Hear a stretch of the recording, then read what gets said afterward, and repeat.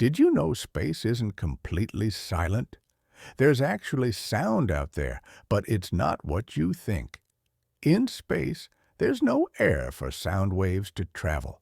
So technically, you shouldn't hear anything. But scientists found something wild. Black holes and galaxies can create vibrations in gas clouds.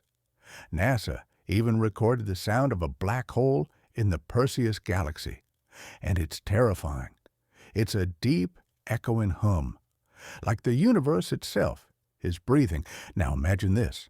The sound you're hearing is over 57 octaves below human hearing. To make us hear it, NASA had to scale it up millions of times. So what you're hearing isn't sci-fi. It's the real voice of space. So next time you look at the stars, remember, the universe isn't quiet.